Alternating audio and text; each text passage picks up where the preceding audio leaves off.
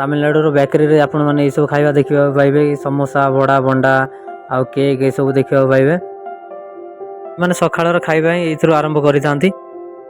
भिडियोटी शेष पर्यंत देखिए सांग मैंने जमारू काटेनि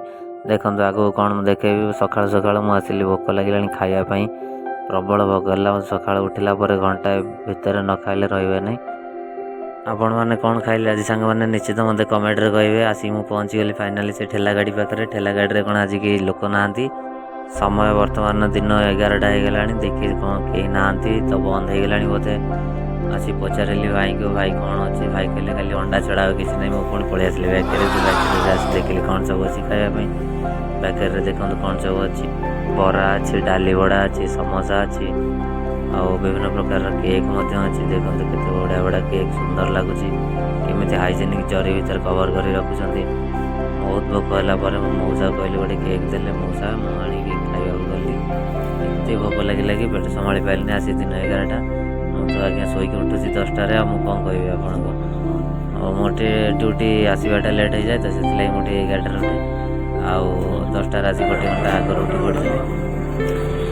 सुखला केक तो खाई हेनी खाली मौसा कहले गोटे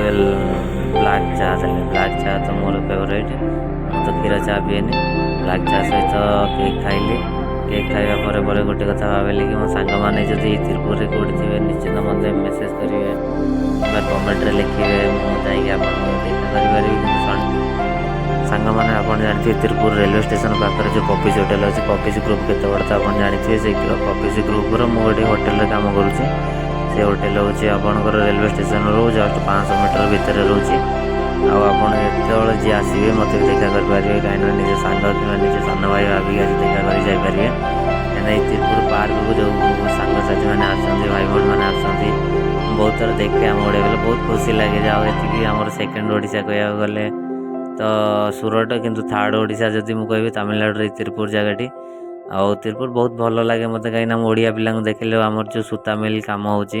सूता जो स्पिनिंग मिल कम कर बहुत ओडिया भाई भौणी आम संबलपुर आपण मैंने जानते सब बेकर ये जिनसटी मिले जिनसटर ना कौन प्लीज दयाकोरी कमेंट रे कहे कहीं मुझे फास्ट टाइम ही खाऊँ यहाँ कौन मुझे जानी नहीं तार ना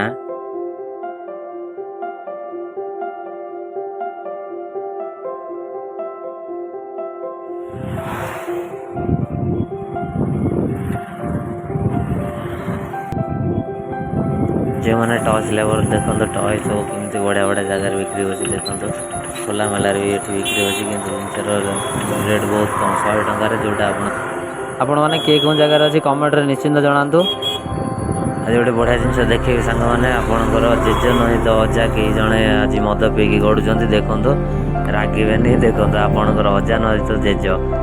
देखो ये मद पीकी सका 11टार केमती पड़ी कौन कहे तमिलनाडु जगह से सब खाली मद मद पीऊँ यहाँ जो मदर जी इनकम आम ओडार वर्षकर इनकम ना माने प्रबल मद पीते लोक सब आप जानते ये तो केते डेंजर जगह सब आपण मैंने जदि रोच तमिलनाडु निजर केयर नौथे कहीं सब भल लोक नुहति माने सब निज भितर भल रही भी कौन हिंदी पिला बेसी घृणा करती बेसी हिंदी पिला माने अलग मनोभाव देखते कहीं मुझे देखी बहुत कोरोना टाइम रे जिते हिंदी पिला सब मराधरा कले पलैगले सब कहीं यही कथा को लेकिन भी आमर जड़े बिहारी ब्लॉगर भी मनीष कश्यप से जेल जाते केटे बड़ बड़ छुई देखो गचर पाचिकी बुढ़ा हो गला कि कहीं तोलिक नौना आम ओडिशा रही चोरी कर नहीं पलि जाते आम पिला से आम कौन कर रहा जनक बाड़ी में जब कहीं न खाइले आउ जड़े नहीं ये सहर आज्ञा सेमती किसी नहीं सहर देखते निजर जब अच्छी पचिगला जब फोपाड़ देवे कि कहीं कारिक देवेनि ये हूँ गाँ और सहर भेदभाव आसीगली बर्तमान आपंकर से जगह जो सांग मैंने सब आस देखा हाँ एपटे बाँ पटे जब जी पुराणा बस स्टाण डाण पटे जी रेलवे स्टेशन बहुत बढ़िया लगे ये सब सांग मान मिलन ये जो बस स्टॉप गोटे भल भल बस स्टॉप ये जाए आपंकर सब आड़ पालाडम जाए अविनाशी जाए बहुत खुशी लगे कि सब सांग मैंने देखा आज आम रूम पाखे गणेश भसाणी अच्छी महाविनायक आज विदाय ने विनायक तो केते गणेश पूजा दिन आप कंपानी छुट्टी थी खोला था निश्चय कहे कहीं आज प्रशासन बहुत जाकजमक तिरपुर में जी सब मेढ़ सब गोटे लाइन रे जाती मुझे आपको से नेक्स्ट वीडियो देखेबी। ପୁଣି ବଞ୍ଚିଥିଲେ ବର୍ଷେ ବାବା ପୁଣି ଆସିକି ଧରାପୃଷ୍ଠରେ ଆମମାନଙ୍କୁ ପୁଣି ହସେଇକି ଯିବେ। ଆପଣମାନେ ଯାହା କରୁଛନ୍ତି କରନ୍ତୁ, କିନ୍ତୁ ପରିଶ୍ରମ କରନ୍ତୁ ସାଙ୍ଗମାନେ, ପରିଶ୍ରମ କରି କାମ କରନ୍ତୁ। କାମ କଲେ ହିଁ ଆପଣଙ୍କୁ ଫଳ ମିଳିବ। ଦେଖନ୍ତୁ ମୁଁ ଏଠି ରାତି 2ଟା ପର୍ଯ୍ୟନ୍ତ ଖଟୁଛି, କାହିଁକିନା ଆମ ଓଡ଼ିଶା ସରକାର ଯେଉଁ ନାରା ଦେଇଥିଲେ କି ପରିବର୍ତ୍ତନ ଆସିଲେ ଏମିତି ଆମ ଦାଦନ ଶ୍ରମିକମାନେ ଆଉ ବାହାରକୁ ଯିବେନି। ଆମେ କ'ଣ କରିବା? ଆମେ ସରକାର ଦୋଷ ଦେଇ କିଛି ଲାଭ ନାହିଁ। ଆମେ ହିଁ ଆମର ଭୁଲ କରିଛନ୍ତି। ଆମେ ଯଦି ଭଲସେ 2 ଅକ୍ଷର ପଢ଼ିଥିଲେ ଯାଇ ନିଜ ବିଜନେସ୍ ହିଁ କରିପାରିଥାନ୍ତେ। କାହିଁକି ଦେଖନ୍ତୁ ଏଠି ଜଣେ 100 ଟଙ୍କାରେ ବିକୁଛି ମାନେ ସେ 50 ଟଙ୍କା ଲାଭ କରୁছে ଗୋଟେ ଜିନିଷ ଉପରେ। ଏଇ ହେଉଛି ବିଜନେସ୍ର କାରଣ। କାହିଁକି ଦେଖନ୍ତୁ ଜଣେ କିଛି ଲାଭ ନ କଲେ କି ଦିମାଗ ନଥିଲେ ତାର ସେ ସେତିକି ଟଙ୍କା ରୋଜଗାର କରିପାରିବନି। କାହିଁକି ଦେଖିଲେ ନା, ସେ ଯେଉଁ କଣ୍ଢେଇ ଯେତିକି ଟଙ୍କା ବିକ୍ରି ହେଉଛି ସେ ହିଁ 50 ଟଙ୍କାରେ ଆଣିକି 50 ଟଙ୍କା ଲାଭ ରଖି 100 ଟଙ୍କାରେ ବିକୁଛନ୍ତି। ଇଏ ହେଉଛି ମାନେ ସହରର ବିଜନେସ୍।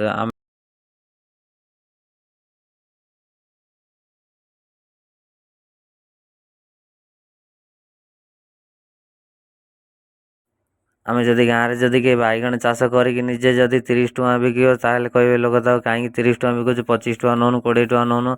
ଇଏ ହେଉଛି ଆମ ଲୋକମାନଙ୍କର ଭ୍ରମ ଧାରଣା।